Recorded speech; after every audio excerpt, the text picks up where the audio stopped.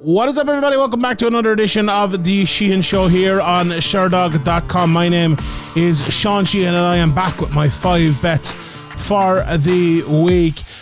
It was a very weird week last week with the bets, and I'm supposed to get straight into that because we had a number of fights falling out and a number of fights change. My first bet of the week from last week was Jim Miller, but that fight changed now. Jim Miller did go on and he did win, but I'm not going to fluff that I actually picked him to win in that fight because it was someone else. So that bet is null and void. Marion, I don't have the pronunciation in front of me. I had it in front of me for the 2 shows last week. Marion against Saladin Barnas. Anyway, that fight didn't happen. I had Marion in that one. So those bets are void, right? So I had 2 bets left, and then we'll talk about the Flier in a second.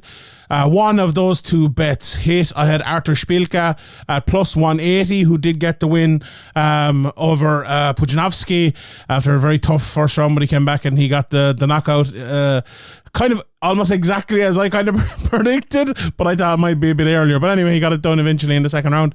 And then we had Askham versus Khaybulaev to go to a decision at plus 130. It got to the third round, didn't it? I thought it was going to a decision. Honestly, as I was watching the fight, I was like, sure, we can forget about this bet. That's as good as done, but no, a very good, knockout of the year contender from Khaybulaev as well. And in the Flier, as I said last week, it was a bit of a weird betting week. The odds didn't come out till late, but my Flier was only plus 300, but it was Albazi to win by decision, and it won. That's all. No further comment at this time on that. So it did win. Albazi by decision won. Whether you agree with it or not, look, we can all agree. I think it was a close fight and a close decision, and it's if you had it backed on, which, by judging by the Twitter reaction, not a lot of people did. A lot of people had Kai Kara front back, so commiserations to them. But yeah, was that 4 weeks in a row where the Flier hits? What a run it's been. What an absolute run. Just let me Hernandez last week plus 575, the week before plus 600 for what was it? It was Johnny Walker, wasn't it? Yeah, and then plus 600 the week before that as well for Frivola. What an absolute run. Obviously there was 1 week missing because there was no event, but that was different. So it was technically 4 in a row, maybe 4 out of 5 we'll call it. But what a run. What an absolute run. So the overall record for this year, bets that have happened, 70 bets, 34 have won, which I said I am aiming for 50%. That's almost 50%. I'll take it. I said I was aiming for 40%. So that's way better than 40%. So I'll definitely take that. And 8 out of 19 and the Flyers overall. That is, honestly, I think that's pretty incredible. And I think a lot of people who are tuning in and kind of understand what I'm doing with the Flyers probably agree it's pretty incredible as well. This is the last year I probably ever have a record like that. So follow along and hopefully we have another couple. I've kind of gone for a Flier and a half today. Maybe I'll call, I don't know what we should call over for. Like last week was only plus 300. I'll go with one Flier this week because I think it's probably a little bit unfair. I have 1 plus 450 bet and 1 plus 500 bet, but we will get to them in the last 2 bets. First of all, here I want to start off with my bet from One Championship, and the bet for me over in One Championship is, honestly, when I looked at these prices, I was kind of stunned by the price for this one. Actually, I'll just go through the One Championship prices while we're here. There's only 4 MMA fights on it anyway. So Ilya Freemanov is plus 455. Shinny plus 284. I like Freemanov in that one. I spoke about it obviously in the preview. I think that's just about right. Definitely Freemanov, I think, in that one. Look, a big price for Mansour Malshiev minus 1,000. Jeremy Miato is plus 490. I do massively favour Melchiev in that. I wouldn't back him at that price though. If I was backing someone at the prices, I'd probably back Miato plus 490. The other fight then is Young against Wu, and that's the closest in the betting, and as it should be. Actually the other fight which I'm going for is a little bit closer, but minus 217 for Sung Hoon Wu and plus 145 for Hu Young. I think they have that just about right as well. But the bet I'm going for this week is Artem Belakh at minus 192 to beat Kwon. He's plus 139, but I'm going for Belakh.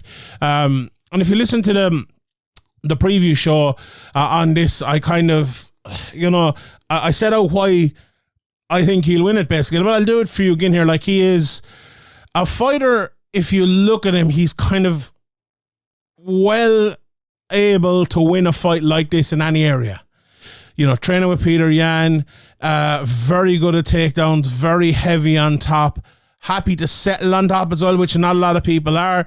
Very good with ground and pound, good transitions. If he needs to get a submission or something like that, he's well able to get it as well. Good on the feet, not amazing on the feet, but I would say he's a good jab, good defensively, keeps his hands up very, very high. He doesn't throw a lot of shots, but when he does, they're always with force. He has a flying knee KO as well, and he's thrown that in a few of his fights. I think the winner of this fight will probably be the takedowns. I think Belakh is better. He's definitely a better wrestler than Kwon Wanil, but Kwon has weak takedown defense, in my opinion. And I think if Belakh can get inside, if he can get that takedown, I think he'll win the fight. And I think he will get inside, and I think he will get that takedown. Now, Kwon Wanil fights long. He loves to pressure people. He's really effective, looking for that hook on the inside. He's a nice body puncher as well. So if Belakh kind of stands up tall and tries to get that jab going, that could be an issue with the body punches and stuff. But the pressure often leads to someone like Belakh going underneath, getting a double leg and taking him down. He likes to kick the leg as well. If he does kick the leg, as I mentioned, that's where Belakh gets a lot of takedowns.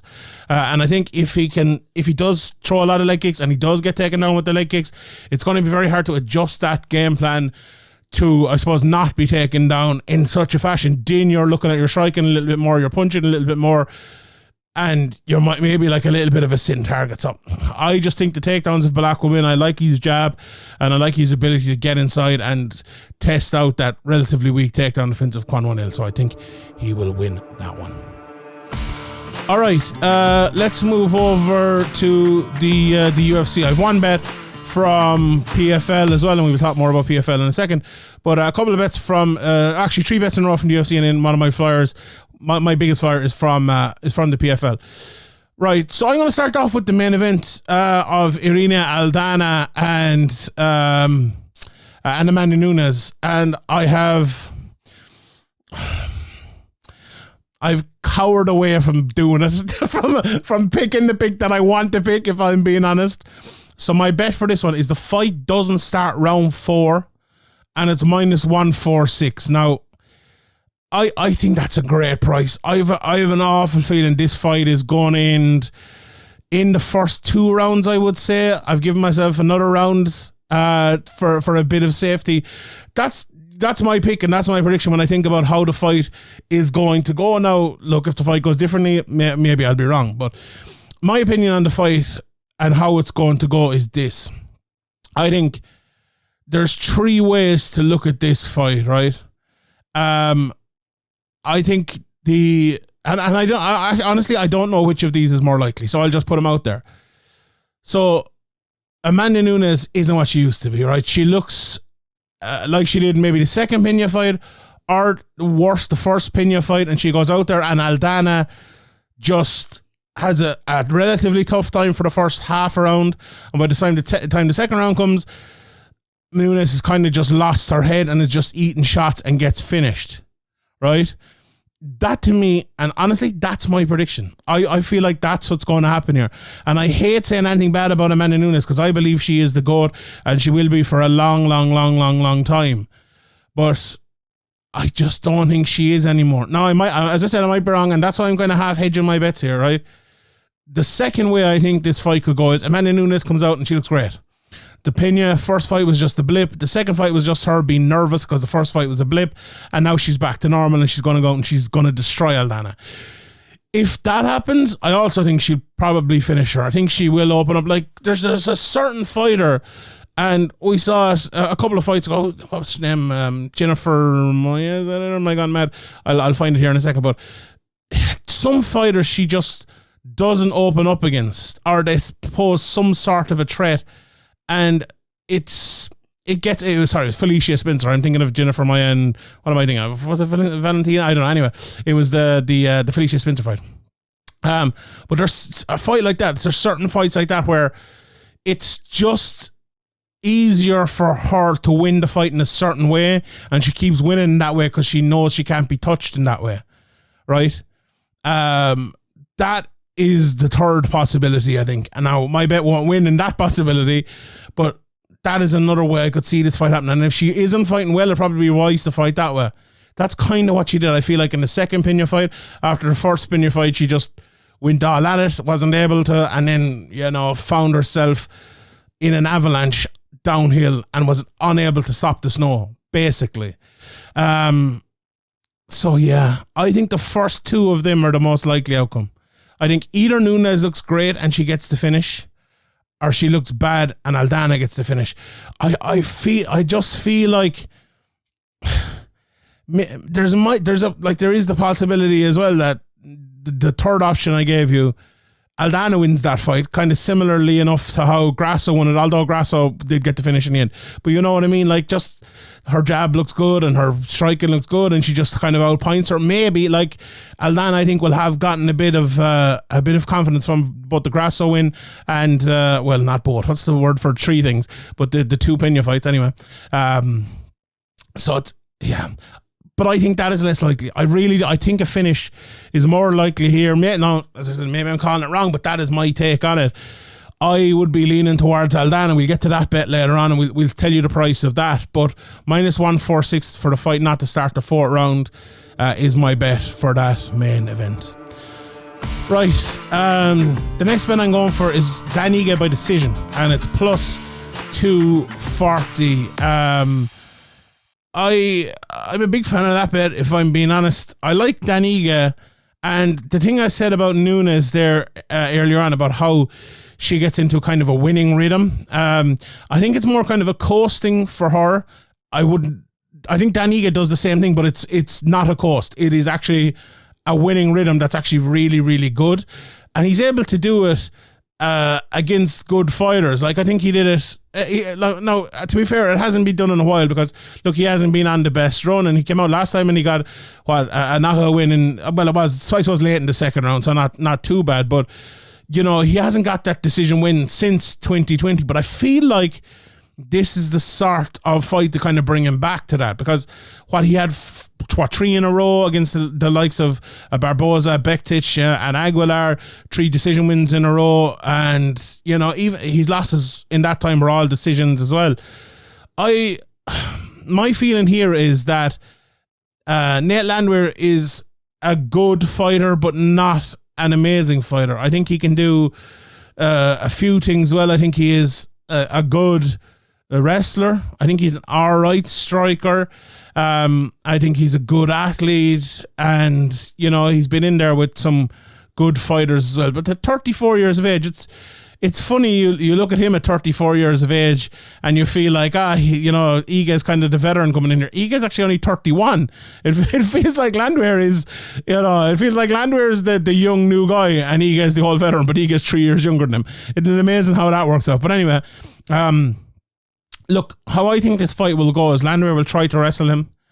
He won't be able to, and he'll end up kind of getting jabbed around at Daniga. Now, by Daniga even. He got knocked out by Julian Erosa, right?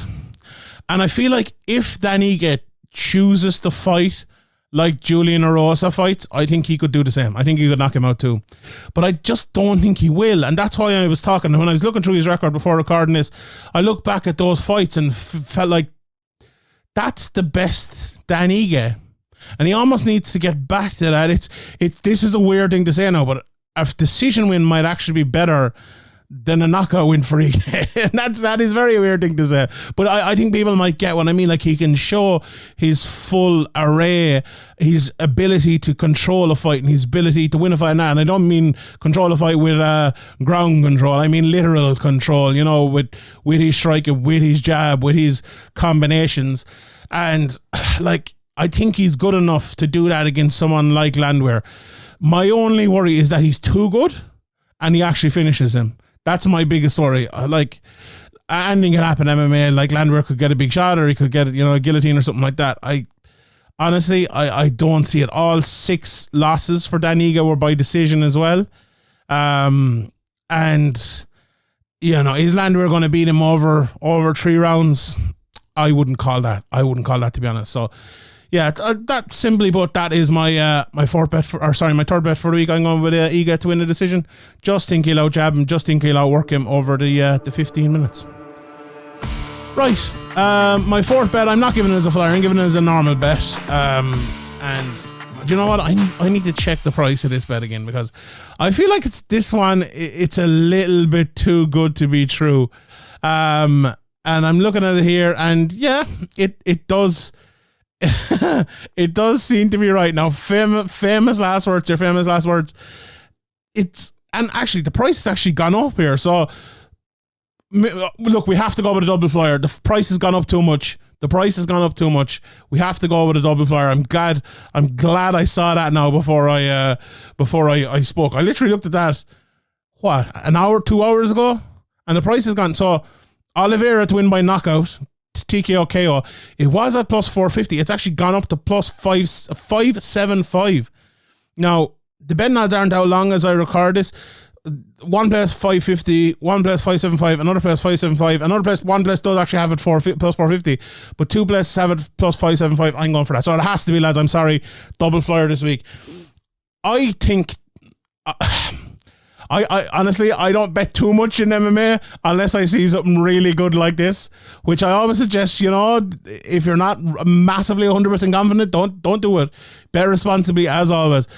I think I might have a responsible fucking 50 quid on this, to be honest. I think this is a great bet. I really do.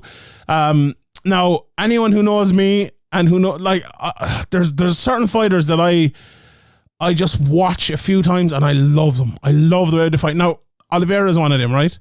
But Beneil Dariush has always been one of them. And some people might think that's a bit weird. Like, where'd you get that one from, Sean? But I just always like even before he went on this great run and when he had a few knockouts and stuff, I just like, this guy is a good athlete. He's good wrestling. He's good power and all of that. And like the chin, a bit of an issue, right? A bit of an issue, and has been all throughout his career apart from the recent fights.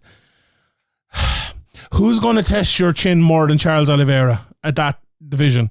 Like, and when I say test, I mean like literally tested. He's literally going to come out and throw bombs at it. Like if you got hit maybe by Gaethje or McGregor or Poirier even, maybe they'd hit harder if it was a one punch in the middle of a fighting, but he's going to hit you with 5 punches, and one of them is going to be, you know, maybe 90% of the other lads, and the other ones are going to be 85%, you know? He is going to test that out, and he's going to come forward and he's going to land big, hard shots. Like, I was talking about this during the week. I think the most likely way to victory for Beneil Dariush is either to dodge all those shots and land a big one himself, but to get the takedown and get on top of Oliveira. Now, you're probably saying to yourself, Sean, what are you talking about? Oliveira is one of the best jiu-jitsu guys in the world. How, in God's name, or why would you take him down? Makhachev took him down and did pretty well is one, but that's actually not the best reason, I don't think. I think the best reason is that Dariush has really good jiu-jitsu and is a really good top game. I think he's very good striking as well, but I think if it turns into a war of attrition striking, Oliveira is going to win that.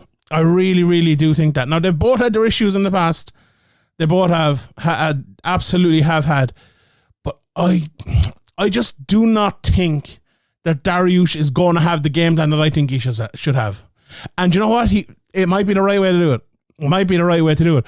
But I just feel like that's the way it's going to go.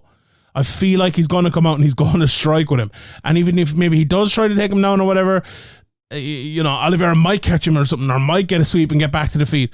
I just think Oliveira, and like I even think maybe Oliveira in the first round is even a better bet. Hold on, can we see what the first round knockout is here? If it's up, Oliveira to win in the first round is just plus 400. Oliveira first round KO is here, yeah, plus 1200. I really like that. First round submission is plus 800. I think that's less likely if I'm being honest, but yeah.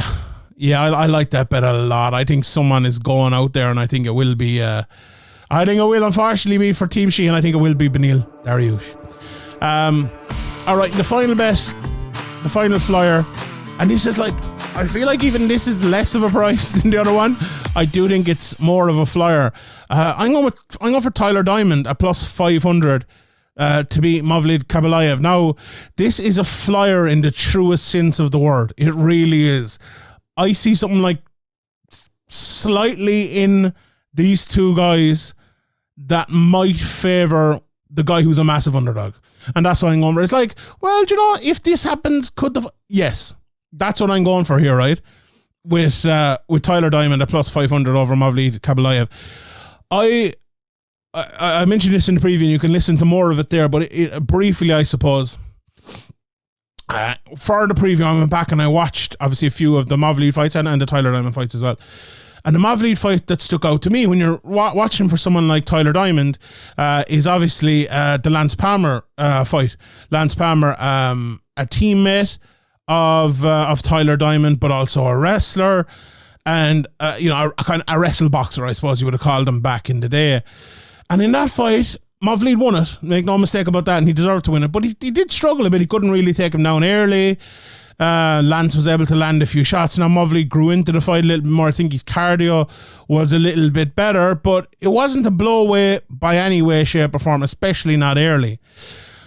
I think Tyler Diamond, he's a guy who will have Lance Palmer there to prepare, I would assume, would have the coaches there who prepared Lance Palmer, and will kind of know the way that fight went. He's a college wrestler as well, a very good college background. I think he's a very good wrestler. I think his striking is better than Lance Palmer. She throws lots of feints. It might be a tough fight for Khaybulaev, and certainly a tougher fight than the plus.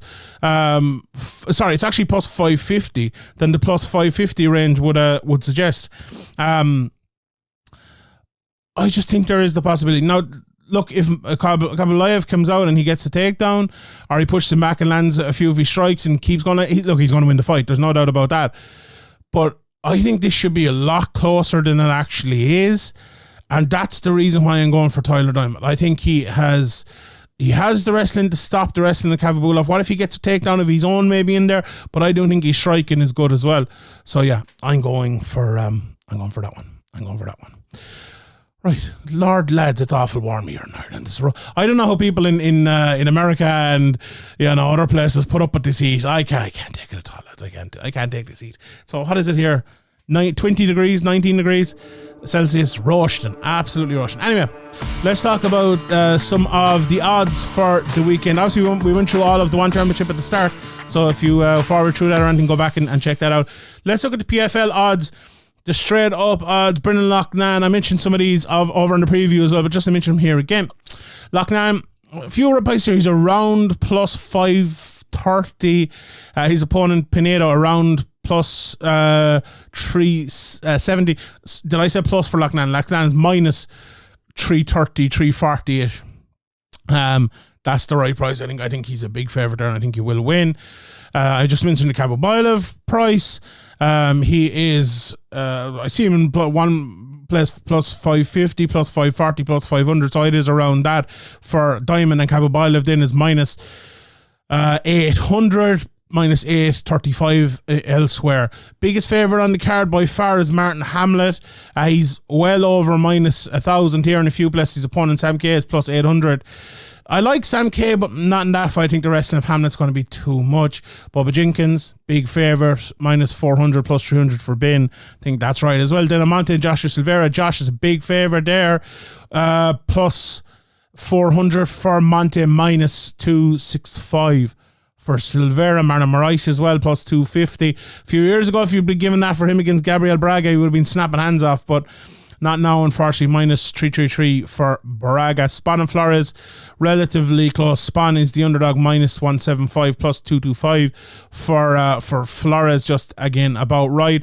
Big favourite Impa Kasanganai, minus 530 for Tim Carn, coming in on short notice, plus 325. Wade and Raiji Kudo, I love a bit of Raiji Kuda. I think he's one of the most exciting fighters in PFL, but he is really the underdog here. He struggled with Bubba Jenkins last year with the wrestling. I think that might be it again here. Minus 250 for Wade, plus 200 for Kuda. And in the last few fights, Andrew Sanchez, just about the favourite, minus 150, plus 120 for Tyler Johnson. Abigail Montes, a big favourite, minus 530, plus 335. Actually, she won play. She's minus 400, plus 300.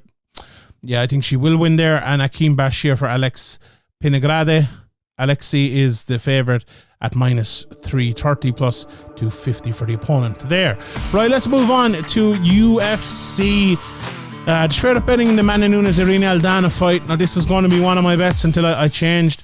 Plus 250 for Aldana. That's the price in the main event for Aldana, plus 250. Again, a few years ago, if you had gotten minus 333 on Amanda Nunes, you probably would have been absolutely loving that. Let's see the price for Nunes to get the TKO KO finish. It's only plus 150, which might be a good price if it happens. What about Aldana to do the same? She is plus 550. I'd be more inclined to go with that one. The over-under in this at 2.5 rounds is minus 110, plus 120 for the under. So the over is plus 110 in that one. It's not the best card in the world. I went through a lot of the prices there for the co-main event, so we'll move down further in the card. Amin Fujit against Mike Malat. Malat the favourite there, the hometown guy, minus 225, plus 175 for Fugit. Ige is minus 250. You know, I like the decision price because of the minus 250 even more. Landwehr plus 200. Barriault is the favourite against Anders. You never know what Anders is going to show up. If he shows up looking good, he could win that fight, but I would favour Barriault as well at minus 150, plus 120 for Anders. I like the Chris Curtis Imavov fight, honestly. For a middleweight fight, it's probably going to be pretty good. Minus 150 for Imavov, plus 110 for Chris Curtis. Again, pick him enough fight. Toss up for me. Real toss up. Jasmine Jazdavicius, Marna Maverick. Maverick is the big favourite there, minus 300. I think she's deserving of that, to be fair. Eamon Zahabi, Auri Koleng. Zahabi is, this is kind of a pick 'em fight as well. They're both around plus 110 for this one. I like Zahabi, I think. Kyle Nelson is the underdog, plus 200. Blake Bilder, minus 250. And Maria Oliveira and Diana Belbier are both minus 110. So I'd go with Oliveira in that one. I'll go with Oliveira. So yeah, an interesting week. Lots of events. We have a great Bellator coming up next week, and we'll talk about obviously the results from this one as well then. So yeah, until then, we will leave it there. I'll just recap the bets for the week. So before we go, Artem Belakh, the first bet over in One Championship, minus 192. Fight 1 start to 4 round in the main event between Aldana and Nunes, minus 146. You get to win by decision is plus 240. Tyler Diamond then plus 550, and Oliveira wins by TKO KO at plus 575 is the double flyer there. Double flyer all the way. All right, everyone. Thank you very much for listening. My name is Sean Sheehan for Sherdog.com, and I'll see you all next time.